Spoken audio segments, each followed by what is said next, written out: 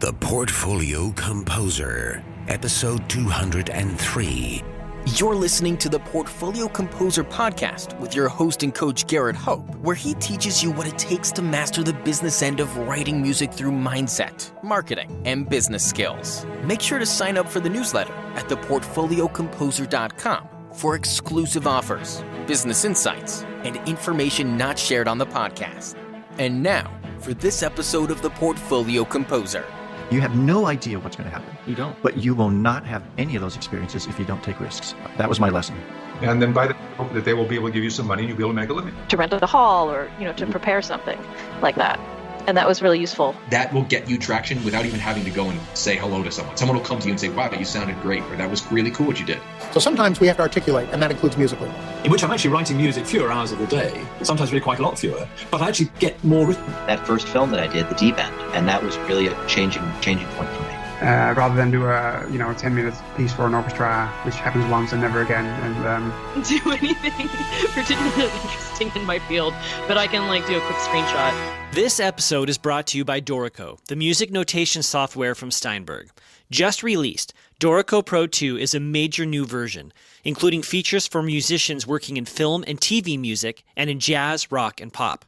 Steinberg have also released Dorico Elements, a new entry-level application that packs all of the essential power of Dorico Pro into a simple, streamlined package that is ideal for those getting started.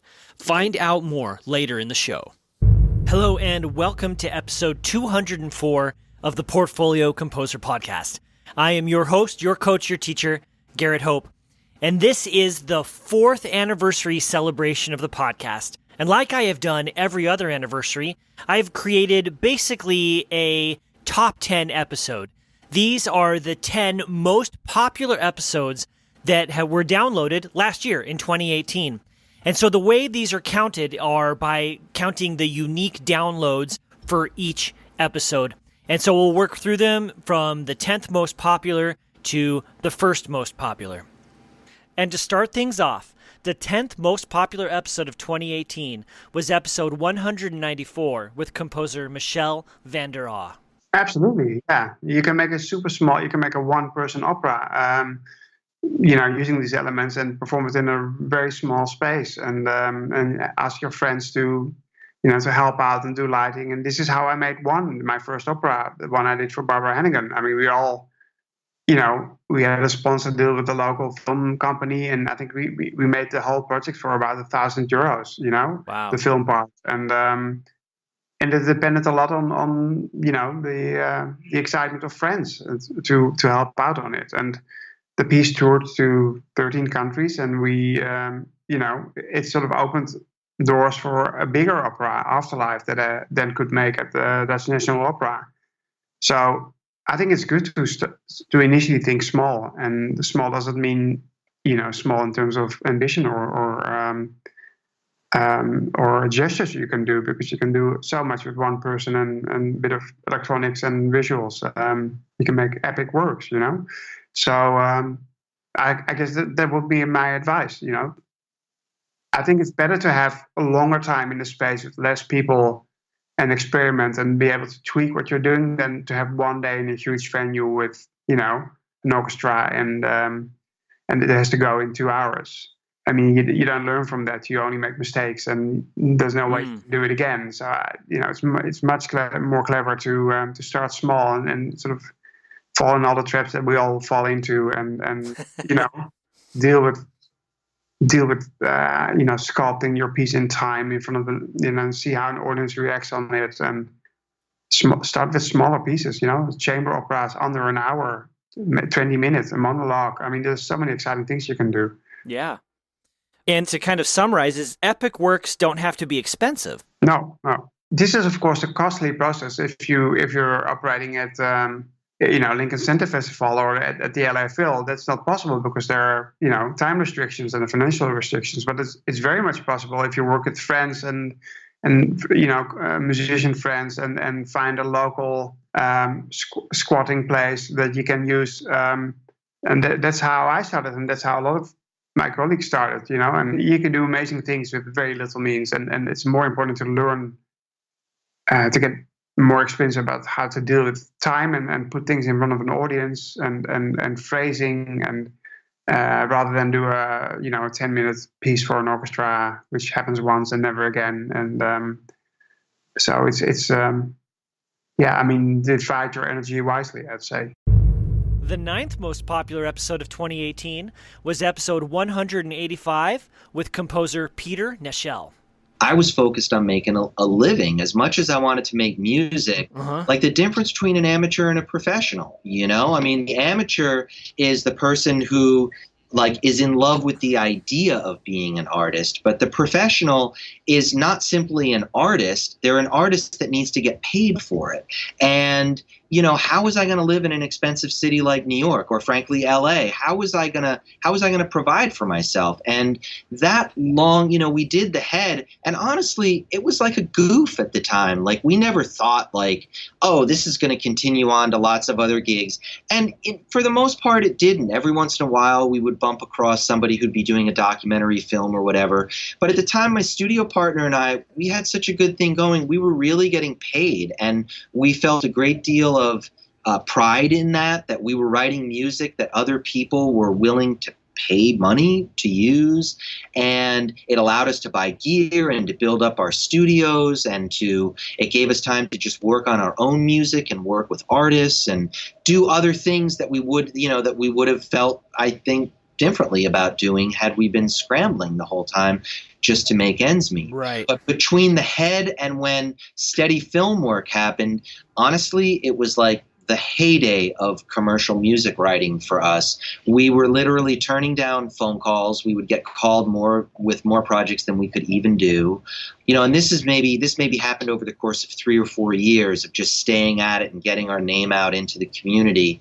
And we also made the switch, which was it's like an epic switch to go from the person who gets called from the other music production company to write the music for the spot to being the music production company that gets the call from the advertising agency directly from the place. And once that happened for us and we saw actually how much, really the budgets were, we could not imagine doing anything else.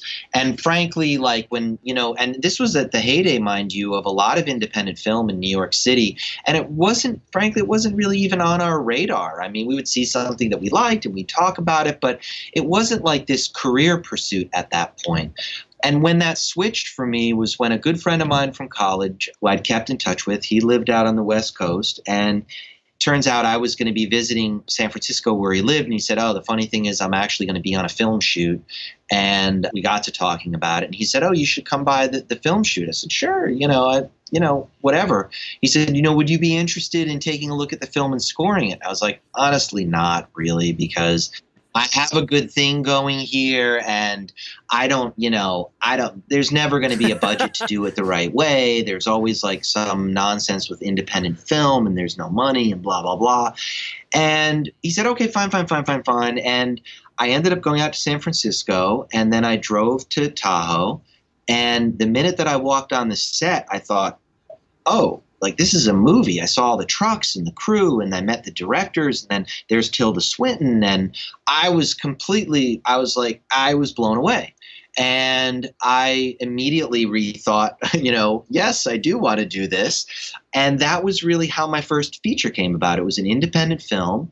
It was a very, very difficult experience for me because I was learning as I went. I had no idea technically really what I was doing. When they'd say, do you need a music editor? I didn't even know what a music editor did or who they were, what part. There were so many parts of that process it was all new to me. Right. And I made it through that process not easily. And we mixed it actually out at Fantasy Studios in Berkeley. And I have to say that at the end of the job, hearing that score play back in a theater really gave me goosebumps, and it made me feel really proud, and it made me think, oh, I can do this. That sounds fantastic. And then the film went to Sundance, and Fox Searchlight picked it up. And then it was just like a domino effect of how things kind of built up from that. And it was really based off of that first film that I did, The Deep End. And that was really a changing point for me. The 8th most popular episode of 2018 was episode 192 with composer Jonathan Dove. Obviously, having a publisher or an agent is an enormous advantage. Having someone who's negotiating for you and looking out for you and dealing with your needs. So I think in self-publishing, there are lots of tasks that you have to do. Mm-hmm. I realized at one point that when I was thinking to myself, well, what would happen if I didn't have this publisher? And I was imagining all of the different jobs I would have to do. I'd have to be my own copyist, librarian, publicist. I would need a lawyer for the contract. There's actually an awful lot of different things that publisher takes on. So that's certainly a very transforming thing.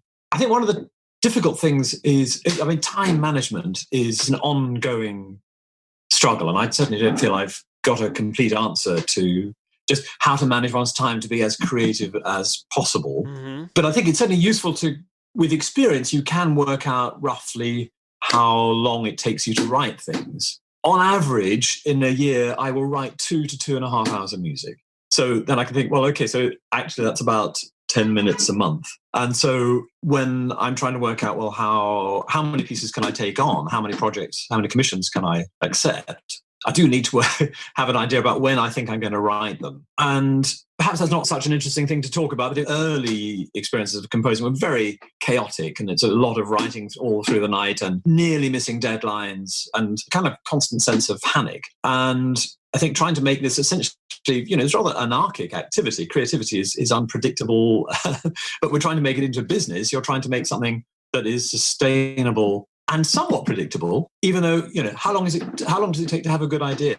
Well, I don't know. Yeah, you can't define that, yeah. But nonetheless, I know that on average, I will have enough good ideas that I will write this many minutes of music over time. Something I often forget about is the amount of time it takes before you have the first good idea. That's something I try to be conscious of now when I'm thinking how long does something take, is to remember. So, for example, in writing a main stage opera that might take a whole year, that the last one when I was really paying attention with The Adventures of Pinocchio, I noticed that it was 3 months before I had the opening chord. So there's 3 months of sketching without ever thinking, yes, this is the beginning, which is quite scary. And then there's about 5 months of just composing and 4 months of orchestrating. Well, if you observe those things, then that's useful information to then enable you to kind of manage time well for your own process and how long do I need. I'm lucky that I'm only writing music. I think if you're also trying to teach or you're partly a performer, then that's a much more complicated balancing act of different rhythms. Yes. But even so, just writing, you've still got to work out, well, when do I do emails? Is there a best time in the day to have business meetings? So my solution sometimes is don't even turn on the email program until lunchtime. Just don't look at anything. Otherwise, you'll never get anything written. Right. There's a great danger. I've noticed that if I respond to messages in the morning, a lot of creative energy goes into the messages and not into the music. Yes. Whereas if I write an email at 4 p.m, it can be very short, and you haven't got the energy to. Yeah, I just wrote actually a really long blog post about this and how your brain actually uses energy to make decisions. Yeah. And I was advocating for setting your best time aside so your creative time is that creative.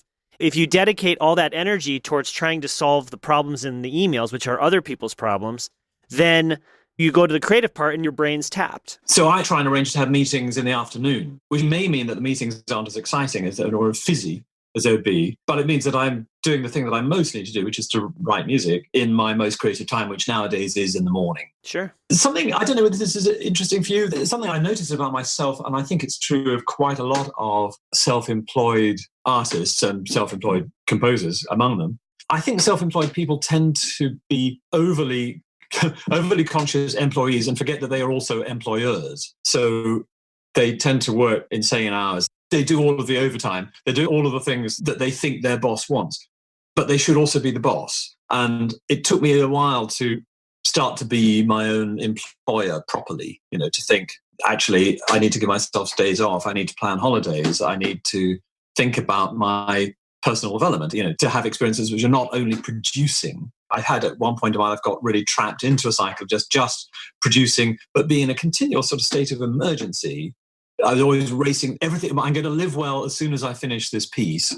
But by the time I finish this piece, I'm already late with the next piece. So there was never that moment where I actually get to live well. Right. Eventually, I kind of gave my life a sort of makeover. I'm not going to work after 7:00 at night anymore. I'm going to see friends. I'm going to go to shows. I'm going to go to concerts. I'm going to have time to read. I'm going to exercise, and all of these things that you'd think anyone might want to do, but I'd somehow not allowed myself because, no, I have to finish the piece. And so I think that I arrived then at a much more sustainable lifestyle. Yes. In which I'm actually writing music fewer hours of the day, sometimes really quite a lot fewer, but I actually get more written.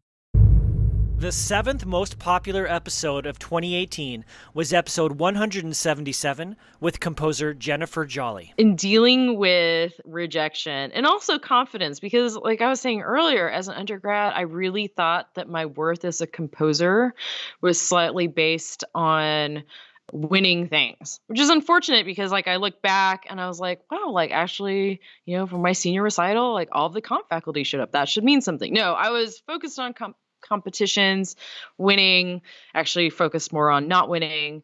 And I would still apply to competitions and I still did in graduate school. But then while in graduate school, my 30th birthday was coming up. And that's usually the age where you are no longer a young composer, but now an emerging composer, whatever those words mean, which, as I'm sure you'd probably agree with me, just basing it on age is kind of stupid. Yes. But at the same time, I was hitting up against that and I was like, this is my last year to win like the elusive student composer awards. And I said, screw it. I'm going to play to everything. And I'm going to post my rejection letters online.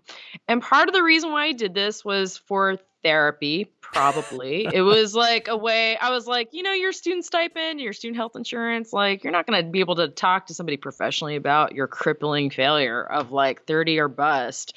But there was a time actually when I was an undergraduate when I used to get rejection letters like via paper, which I actually did recently receive a paper rejection, which I had to take a picture of, and it needs to eventually go on the blog here. But I thought maybe I'd make them pretty and scrapbook it. My roommate in college is not only a pretty good horn player, but also a scrapbooking queen. So she like lent me her acid-free paper and some tape.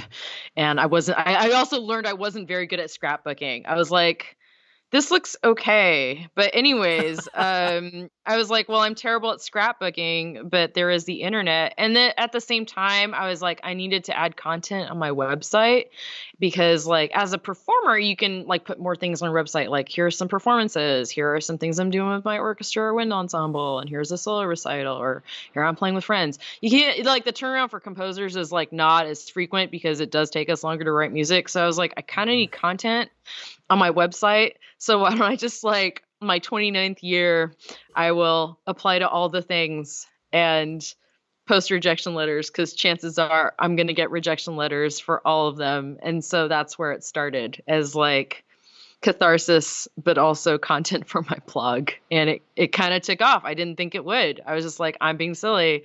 I'm saying, screw you, internets. I'm going to post my rejection letters. But it's obtained an interesting following. I just didn't think it would, but I think that's something we all relate to because there's only like 10 winners, right? So yeah. Everybody else. Seriously. Like, yeah, for real.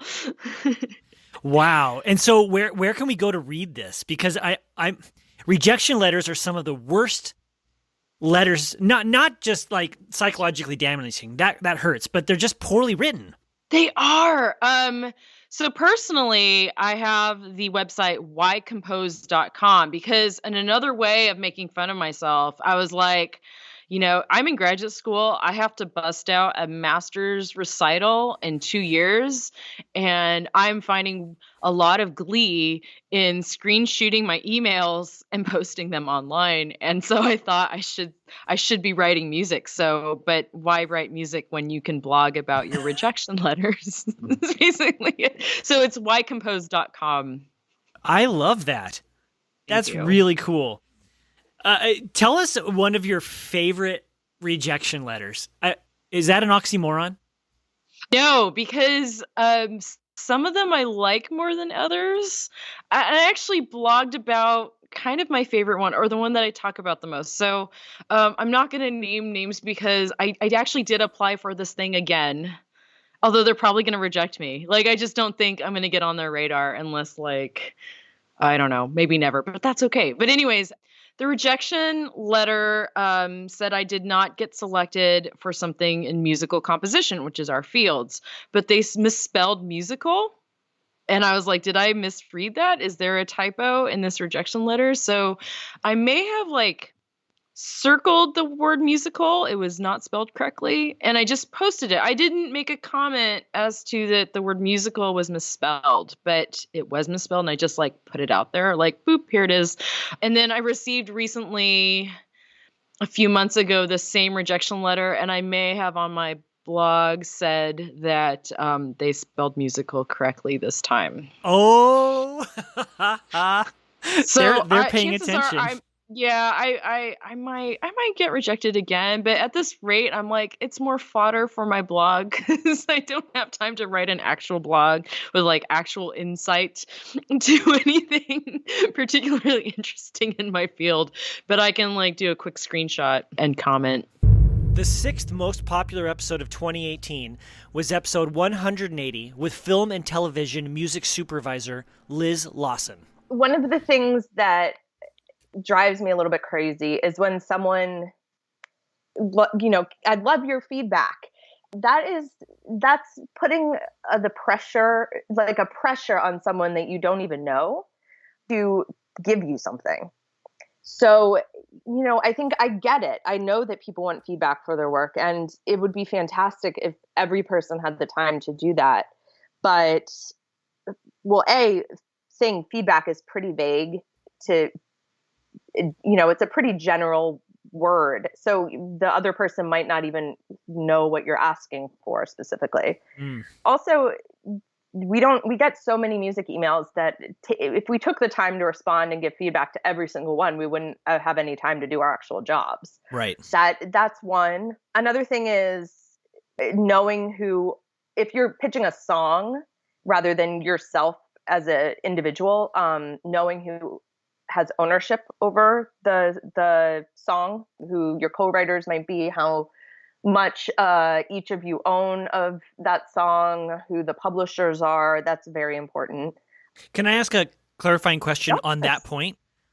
If I have a co-writer or there are multiple ownership stakes in a piece of music, is it important for me to have those cleared before I reach out to you? Like to say I already have permission to send this track or whatever? I mean, not necessarily, although that's nice if you have the co-writer sign off and you say, I have ownership, I can admin, 100% of the master and sync of this song. That's lovely. It's not necessarily necessary though, but I think having communication with your co-writers and, if one of your co-writers all of a sudden hops onto a major label, knowing that, because that's obviously going to change the price point of the song significantly. Having a base knowledge of who owns what in your music is vitally important, because we occasionally get pitch tracks and people say, I know this will clear in your budget, and then it doesn't. And then you find out, there's a writer who's on Universal and you're like, what? And the director already likes the song. And, you get into these situations where you think, well, why would I ever work with this person again? Because they're creating more work for me. And that's an essential thing. Try not to create more work for anyone that you're trying to work with, like that's not a good way of making a long-term relationship. Yeah, I wouldn't think so. I would think the composer should aim to make things as easy as possible for you to say yes. Exactly. That is 100% true. But does that happen regularly? Yeah, there are absolutely people who make life easier. That's why, a lot of music supervisors have the same licensing people or sync people that they work with over and over again, because those are the people who, without fail, know what they're talking about and know when they say that something's going to happen, it happens. They deliver. They're consistent. Exactly. How so interesting. Okay, so you were kind of forming a thought for another thing that composers do that we shouldn't do, and I interrupted you. Do you remember where you were going with that? I mean, there are a lot of different things I could say. Another one okay. that I've thought of, that I've mentioned recently to someone else is that if you have a link to in your email to your music, you should make sure it doesn't expire. There's nothing that's more of a bummer than going back into a month old or several month old email and being like, oh, I want to hear this now, and then having it come up and be like, this link is expired, and you're like, well, just moving on. A lot of people don't take the time to reach back out and say, can you resend this to me? Because, it's a fast-paced industry. And when we want to hear something, we want to hear it immediately. And also, and this is something that I mentioned to a writer at a conference a couple weeks ago, and they were like, oh, that's a good idea. Making sure, and this would seem like it's very obvious, but making sure you have what genre of music you are sending in your email. Because I personally have a whole folder, like a huge folder of music submissions that I've gotten. And if I'm looking for something specific, I'll just do a search for the genre. And really? So you want to, yeah. I mean, that's the best way of looking through, upwards of 20,000 emails. So you being able to pull those up easily and having those keywords in your email is very important. The fifth most popular episode of 2018 was episode 183 with composer Robert W. Smith. With my students, very first lesson, and this is a lesson that's passed on to me from my days at University of Miami, I draw a circle on the board. And I look at that circle, I say, do you see that? And they say, yes, there's a circle. I said, that's a circle of marketability. Anything that you write that falls within that circle, somebody's going to listen to. All right. Now, if the center of that circle would be that is the flavor of the day, the month, the year, the Billboard top of the Hot 100, you choose your metaphor, okay? But that's dead center. That's the cultural taste of today, okay? Your job, make sure you know what that is, but your job is not to replicate that. Your job is to be more towards the edge of that circle. Somebody's still going to listen to it, but it's going to be different enough, okay, to stand out. Now, by the way, if we're at the edge of that circle, okay, and you write here, right at the very edge, but you're still inside, okay, but just the other side of that, nobody's going to hear it. That's not very much difference, and both of them are a long way from that center. But trying to write just inside that circle means somebody's going to hear it, and then hopefully somebody's going to start gravitating towards you. Once you're successful, then the circle moves to you, and you become the center of the circle. So now your next job is to write towards the edge of the circle again. You're going to spend your career moving circles. How can we define where the edge of the circle is? What tips do you have? Is it score study? Is it looking at the hot sellers for these publishers to define what marketability means in any given year? It is all of those things, okay? It's much more difficult now than it has ever been.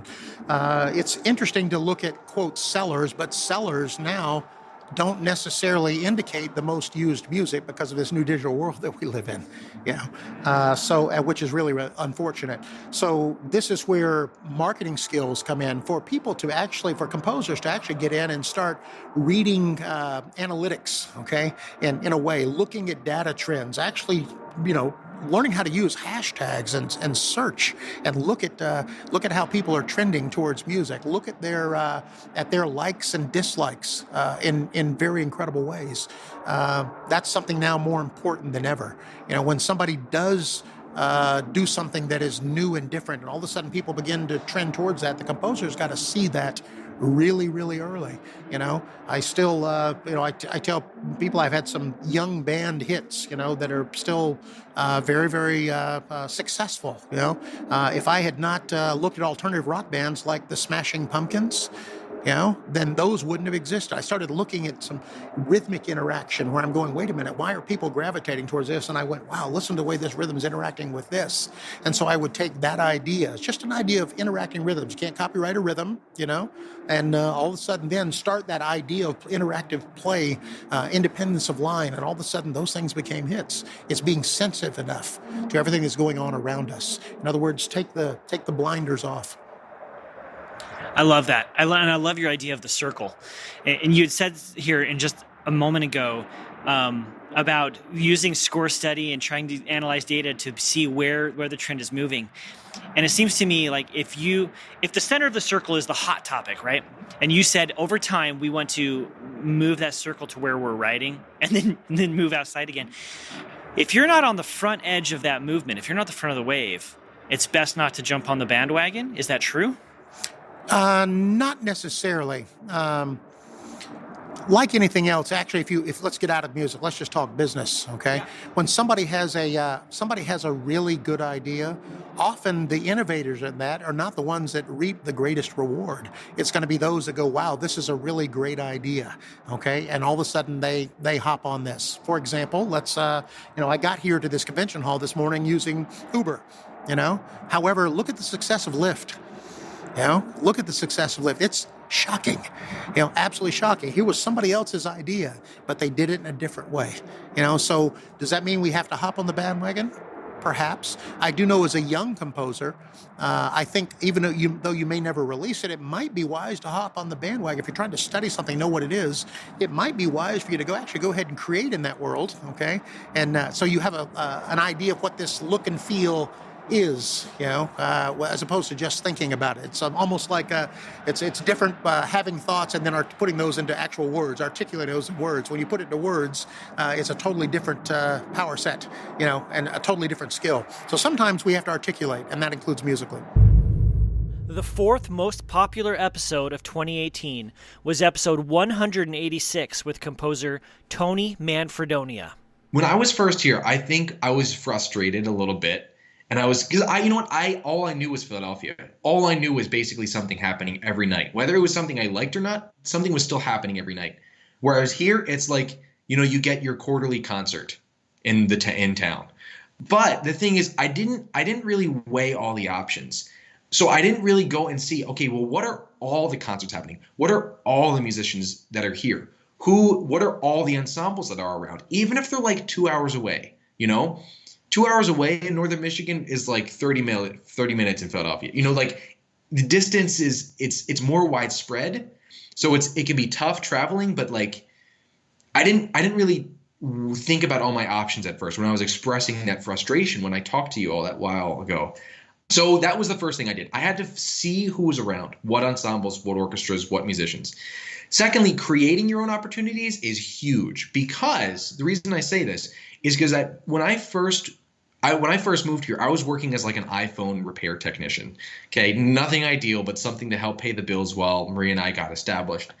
And it was there that I met a poet who this past December, a year and a half later, I met a poet at that job, and I was like, oh, cool, you're a poet. I'm a composer. What's your poetry like? So instead of just saying, oh, that's cool, you're a poet, that was an immediate opportunity. I was like desperate to like find opportunity, make opportunity. So like I was like, oh, cool, you're a poet. Like, can I see your poetry as I like fix your iPhone battery? And it's like, because of that, it led to a premiere performance in Pittsburgh. Just because I went out of my way to just talk to a customer at a store and a repair place that I didn't really care about. But you gotta like you got to find it. You got to just meet random people. For example, another person who came into the store used to be a bassoon player. He somehow his idea of, discussion about him playing the bassoon came up. And I said, oh, that's awesome. Like, I love the bassoon. And he said, oh, do you? He was like, do you play it? I was like, no, but I write music. And so then from that, he had connections to a local arts community. Have you ever heard of Mackinac Island or Mackinac City? He was like best friends with the Mackinac Arts Council, and they were having this big Henry David Thoreau celebration. And so they asked me to write a piece, because he said I sent him a piece of mine that the Pittsburgh Symphony played, and he said, wow, this is awesome. Like, we need to do this. We need to do something like this with you. Like, I'll be in touch. And it was a whole year later that he said, there's this thing happening on the island this summer. Like, can you write us a piece for concert band? All because I went out of my way to say, hey, yeah, I'm a composer. That's cool. You play bassoon. Like, tell me about that. So a lot of times you can create opportunities from like the people you least expect and the places you least expect. So mainly living in a rural area, making opportunities comes down to going outside and just talking to like everybody, because everybody knows everybody else in a small town. I kid you not. Like oh yeah, I heard about you like 2 weeks ago in some paper, or like this so-and-so knows so-and-so. Everybody knows everybody. So going out and meeting them is huge. Even if they're not musicians, they may know someone who is. What if going out and talking to people makes you immensely uncomfortable? That can be tough. And so in that case, your best bet is to find the local ensembles. I know I've been asked as a vocalist, I've been asked, oh, do you want to sing with our choir? You know, there's a couple choirs around here, community choirs. And while I would love to, I don't really quite have the time, but if you're a musician at all, whatever instrument it is, if you can't go out and talk to people, maybe you can go out and perform. Maybe you can join an ensemble. And then maybe just like in small talk, when you get a little break in a rehearsal, say, hey, you know, like I write music. Do you like new music? Or, you know, initiate conversation and somehow get to, doesn't have to be with a huge group, maybe just someone you've been sitting next to for 2 weeks, singing next to them or playing next to them. You know, performing as a musician in a rural setting too is very, people respect you for that, because I mean, a lot of people around here do a lot of manual labor, and because the arts is so like far and few, that when you do perform, it's a big deal. And that will get you traction without even having to go and say hello to someone. Someone will come to you and say, wow, you sounded great, or that was really cool what you did. This episode is sponsored by Dorico, the future of scoring. And we want to feature real Dorico users so you can know that real composers out in the world today are using Dorico to make their careers happen. My name is Rode Gustafsson, and I am a publisher with my company Recapo Edition. I was one of the first to buy Dorico. I was watching the release on YouTube, and I think it was within a couple of hours I bought Dorico. I have no regrets whatsoever. I bought it and I never looked back. It's my dream program. I am really a fan of the engrave mode, and with the master pages and how the philosophy of music frames and text frames, that you can combine both music and text on the setup that you want. And that's a very important feature for me as a publisher. My workflow has improved a lot, and it sounds nerdy, but it's a joy to work in the program. As soon as you open the program, you say, yes, now I want to create some good music.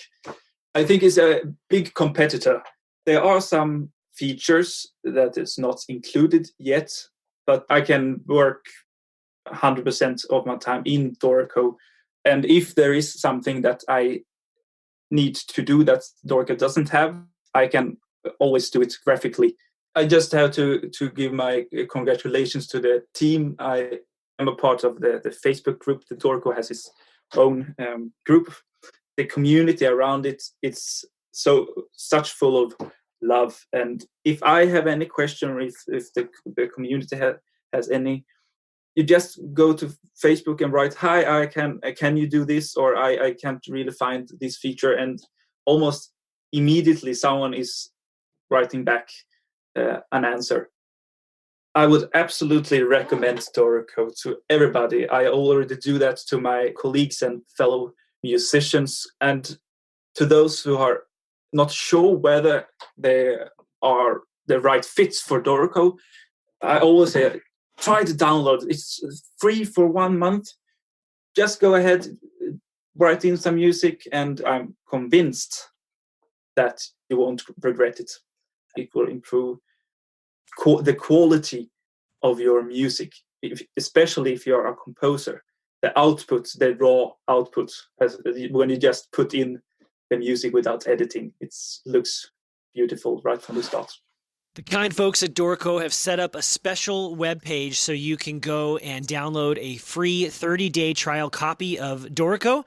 So go and do that. Have been using the program, and I'm absolutely in love with it. Go to dorico.com/TPC. The third most popular episode of 2018 was episode 178, where I put together a panel of composers to discuss the necessity of graduate school for composers.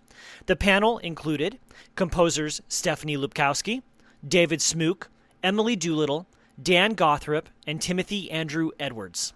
If your goal is to teach in higher education, then absolutely you need the doctorate, but you also need a doctorate from one of a very small number of places if that's your goal. So people for whom that's their goal should go on there's a music theory jobs wiki. It's for jobs in music theory, music composition, music technology. It's all in the same place. And go look at the past several years and see all the jobs that were filled and where the people got their degrees who got those jobs. And apply only to those schools. Go to the faculty members at those schools, and as Emily was saying, if they teach at summer festivals, go to their summer festivals and get to know them, and find out. If you don't get in, find out what you can do to improve as a composer to get yourself to the point where you might get in. But if that is your goal, unfortunately, it's not just about just getting a doctorate, it's about getting a doctorate from one of a very small handful of places. And even then, you probably still won't get a job. Yeah. Yeah. I think I did go to one of those places. I did my doctorate at Princeton, though it was completely accidental because at the time I was not thinking about teaching at all. I was pretty sure I didn't want to teach, and I just knew that I liked the program there, and there were people there who I really wanted to study with. So I think I was quite lucky that just by chance I went to a school which I was able to get a job after going to. But it is too bad that people have to think that way instead of thinking about who they want to study with or where they can get the support they need. Yeah. Yeah, I mean, for that, I think if you're thinking more as your development as an artist, then that would be the main consideration. But if the academic job is a high priority, then it's just a different way of thinking. Yeah. Yeah, I would absolutely say that if you are looking to make a career in the academic world, then obviously you need to have that. And so the question really becomes, am I going there to learn some things that will build upon what I already know, on a creative level? And for me, is it necessary to go, even if you're just going on a creative level, to study and to spend that kind of money? It may be, it depends. Like I said, it depends on the program and who you're with. But the only way I would really see, so the question really is, right, that you asked, Garrett, is career paths and jobs and things like that. So, if the job requirement it's pretty simple. If the job requirement requires, a graduate degree, then you have to pursue that if that's a career path you want. Otherwise, I don't think that even an undergraduate degree is necessary to become a composer, whether it's in film or media, or in other circles it may be more difficult to present things. But there's so many. I mean, I was in a book called Guerrilla Film Scoring, where almost all of the composers said that education is important, but degrees and music school are not conditions to entry into that world. And I agree. But on the other hand, I do think that the more tools you have in your arsenal, then obviously the more you have to draw from. So I do think that education is wildly important. As far as actually being a condition for work, in most cases it is not. And the other consideration is if you have so much student loan debt that you end up just working it off for years and years, and you have a full-time job or several jobs or what have you, that takes away from your ability to compose as fully as as you could have if you had maybe not spent that kind of money. So it's really a balanced situation, obviously, where you have to really look at, like, what am I going to get from this? Because I have so many people, for example, like people I knew in high school that will contact me and say, there are people that have kids that are just starting to go into college and things like that, and they're saying, what do you recommend? He plays gigs around town and this kind of thing, and it's really the path that they want to choose. If it's going to be conditional to work, then yeah, you need to go. If it's not, then you may still want to go because you'll get something out of it, but it's not a guarantee, as we're all talking about here. There's no guarantees in it. Music, period, is a very challenging career to be able to sustain one's family or lifestyle, or to be able to work in it all at times. So right. Yeah. I would say that I would really recommend that people maybe take a couple of years off in between undergrad and grad school, or between master's and doctorate, just to figure out what they want to do and what kind of work they want to do. And also just to maybe build up some other skills as, like, at the very least, a backup, because it is hard to get an academic job, and it's really good to have some other options for yourself in life. And I know that the years that I spent in between my years in school were really useful in terms of developing all sorts of skills and networking and meeting people. And also I was lucky to work in classical music in various roles. So I learned a lot about, like, what it takes to produce a concert, and you know what it takes to rent a hall, or to prepare something like that. And that was really useful as I went on. The second most popular episode of 2018 was episode 189, featuring composer Bruce Broughton. This is really a matter of sales. We think of it as being it's not a matter of art. It's a matter of sales. What it is you have a product, you have your music, or maybe you have a performance. Maybe you're a pianist or a violinist. Like my wife is a violinist. You have this one thing that you do. Whatever it is, you have something that you want other people to hear and take part in.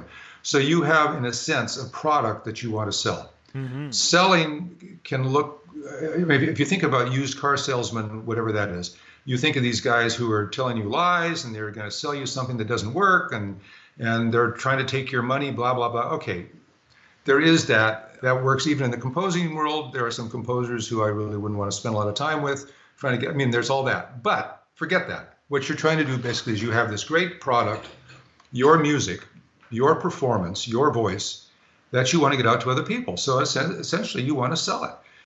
That may mean that you have to make cold calls. That may mean that you may have to find out something about the people that you're trying to reach. If you're trying to get into the movie business, maybe it's not a good idea to go to Dorothy Chandler and find out how the symphony is doing, because you want to get into the movie business. And you'd be surprised how many people go down the wrong road. I've had people tell me all the time, gee, I'd like to get in the movies. Do you think I should be a copyist?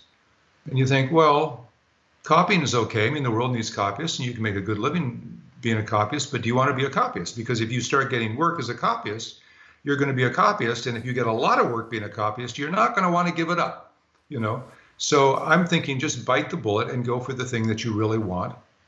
If it's copying, if it's composing, if it's arranging, if it's performing, if it's playing, if it's recording, whatever it is, go for that, and then find out who's in it. Who is it you have to talk to? Who is it you have to meet? What are the organizations that you can go to that will get you close to people who might be able to get you closer and closer and closer to your goal?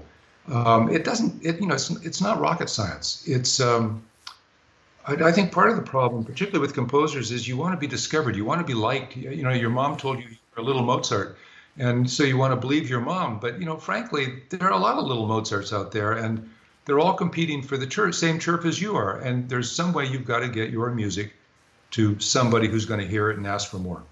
The question that I get, and all of us get, and I'm sure you've had it on your podcast, how do I get a job?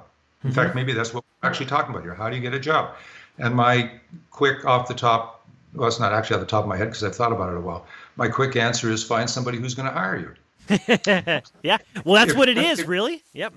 Okay, but what I'm saying is, if you need to buy a bunch of carrots because you're going to make a stew or a soup, why are you going to a sofa store? Yep. And this is what a lot of people do, the equivalent of this. If you want to get carrots, do you want organic carrots? If there's a special thing you need, the more special it becomes, maybe you have to become more special and more narrowed in your focus in terms of where you're going to find the things that you're looking for. It really, as I say, it really isn't rocket science, but it's something that evades a lot of creative people. And I think a lot of people suffer needlessly when they could probably focus on what their goals are and then move in that direction. frankly, I mean, let's be really, obvious about this. If you look at the most successful composers, whether it's in film or television or on the concert stage, you think these people don't know how to sell? Oh, You think absolutely. they're not good at marketing? And then on the other end, we start to get really grumpy. We say, oh, well, he just knows a lot of people, or he's just a suck up, or he just, blah, blah, blah. And you're going, well, okay, but I think he sells his product really well. Do we like his product? No, we don't like his, but he's not selling to us because we're not going to exploit his product or her product. These people know how to get to the people that are going to play their music or ask for more. And it's just, look, I mean, even Beethoven knew how to sell. Oh, yes. Wagner knew how to sell, my Lord. Bartok wasn't so good at it. But, even he knew how to get his music in front of people. All of these guys, historically, if you look back, Gershwin, Bach or Handel, maybe Handel's a better case. No, even Bach. I mean, all these guys knew how to sell. The ones who really knew how to sell, let's say it this way, we're not selling used cars, we're not selling lemons, and there's nothing wrong with used cars or with lemons, unless you get one. The thing about selling is you're trying to offer something of worth to people who need it, yes, or who want it. So yeah, if you want to make another word for it, I don't know what another verb is for it, but selling is a good way. We live in the United States. The United States does a lot of selling, kind of the American way, but somehow we avoid it because it's dirty or it's immoral or it's blah, blah, blah. I said, no. If you can see it as offering a product of great worth to people who need it, it's a service you're providing. And then by that, you hope that they will be able to give you some money and you'll be able to make a living. And the most popular episode of 2018 was episode 182 featuring violist Michael Hall. But before I play Michael's clip, I want to thank you for listening to the podcast and supporting the podcast and being a fan. I do this for you. I do this for composers and creatives who are out there trying to make a living by making their art, because there is a knack, and you do have to treat yourself like a business, and you have to think businessly. The best thing you could do for me in the podcast is to share your love of this by spreading the word on social media, and to share an episode or this episode with your friends and your colleagues, and for anyone you think could benefit from hearing it. And if you have the time, please give me a review on iTunes. It really helps the podcast be more findable. All right. Thank you for listening. Well, we didn't realize it at the time, but yes, you're absolutely right. Okay. We didn't take risks, professional risks. And I'm not talking about artistic risks. We did that all the time. You were playing Shock 8. I mean, come on. And commissioning. Right. And so it wasn't about artistically playing it safe. It was the fact that we were not professionally seeking danger. We were not taking chances to put ourselves out there. So what should we have been doing? We should have been saying within a year, we should try to seek engagements in multiple states and multiple cities. And 2, we should have been trying to get on concert series. We should be seeking some kind of recording representation because of all the repertoire we had. We should have been seeking the ability to collaborate with other artists, maybe a clarinetist, and do some quintets, or a guitarist or a vocalist. Commissioning even further people and bigger names, not just individuals that were close and that we were aware of in that region right there. And touring internationally. And then building a legacy of helping younger quartets, helping the next generation of musicians, starting an outreach program where we build programs for multiple week-length stays, residencies in elementary schools or high schools, things of that nature. So knowing what you know now and the experience about playing it safe, how have you taken that idea and applied it into the other areas of your life as a musician? And I'm talking about, you framed this all as a business discussion. How have you been taking risks and not playing it safe, and how has that paid off for you? Yeah, that's a good question. Being a violist, I quickly learned outside of the confines of the quartet or playing in a symphony, you have to make your own opportunities. Amen. You do not have people walking down the street saying, man, I really wish there was a viola recital tonight right here in my neighborhood, right? Well, most of the people in your neighborhood don't know what a viola is. Don't know. Well, my neighborhood may be a little different because they know that I'm here. They hear me practicing all the time. But you're right. The awareness of the viola is not there. And, it's not so much that I want it to be militaristic and say, yay, yay, yay, viola. The world is all about viola. It's not that. that just is that's the larynx that I speak through. Right. So it's about how can I take the music I love and present that more and create more opportunities to perform, to engage with students in schools, to commission more.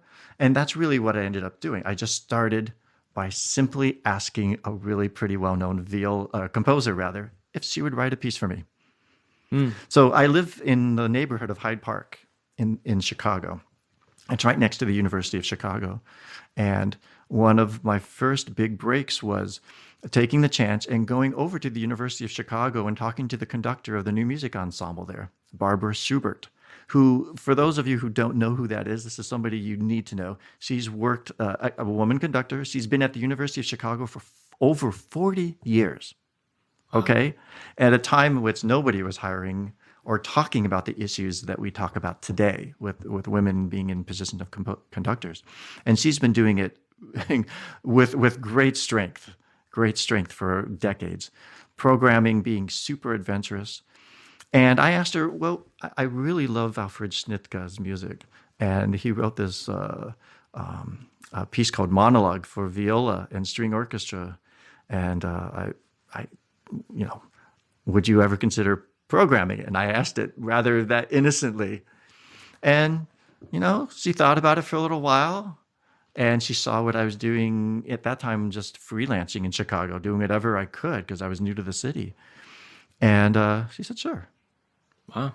She took a chance. She said yes. And we rehearsed it, performed it. And to my great luck, there were some wonderful composers in that audience that heard me do that piece. And it turned out to be the U.S. premiere of the Schnittke monologue, actually. We didn't even realize it at the time. But, the person that was in the audience that intrigued me the most was Marta Patinska. Okay. She has taught at Indiana University, Cleveland Institute of Music. She has a lot of compositions for marimba, but also full orchestra and a myriad of chamber ensembles. And she's on the faculty of the University of Chicago, Marta Patinska. And I did the same thing. I just said, well, this worked. I took a chance. I just blindly asked Barbara Schubert if I could perform. So I walked into Marta Patinska's office, her teaching studio. And before I could even ask her the question, would she consider writing a piece and taking a commission from me, she asked me. She said, I heard you play the Schnittke the other day. How about I write a piece for you? Wow. Yes. And this is somebody who back in Poland is considered still one of the top 2 and 3 Polish composers in the world. And I was just starstruck by her. And when she said that, absolutely flabbergasted. I didn't know how to respond other than act like a fanboy and almost literally jump up and down. So she started working on a piece. And just a couple weeks after she was getting close to being done with it, a solo piece, Pope John Paul II died. Polish, right? Yeah. She grew up on the same block as him. She remembers him being the older teenager when she was a young little girl, walking down the center of the street with his arms straight out, 2 kids on each leg, and 2 children on each arm hanging with his arms straight out. And he was an athlete. His aspiration was to become either an actor or a gymnast when he grew up. Super energetic. When he passed away, she completely put aside what she had been working on and wrote a brand new piece from that point forward. And it became this acrobatic / elegiac memorial piece to Pope John Paul II. Sure. And that was the first major piece that was written for me. And once that happened, and the commitment that she had and the visceral energy, I was hooked. Sure. I've got to do this again. And that all started because you took a risk of blindly approaching someone you had never met before. Yes. And long story short, and yes. Making an ask, right? Okay. So absolutely. Twice. 2 of those. The one small, the small ask of asking to write for the concerto performance led to me going to ask, and they asked me. You have no idea what's going to happen. You don't. But you will not have any of those experiences if you don't take risks. This episode of The Portfolio Composer has been supported by Dorico, the music notation software from Steinberg. Whether you're a composer or arranger, a teacher or student, working in music engraving and publishing, or working in producing music for media such as film, TV, and games, Dorico is the tool for you. Dorico comes in 2 versions: Dorico Pro for professionals and Dorico Elements, providing the perfect introduction to the world of scoring.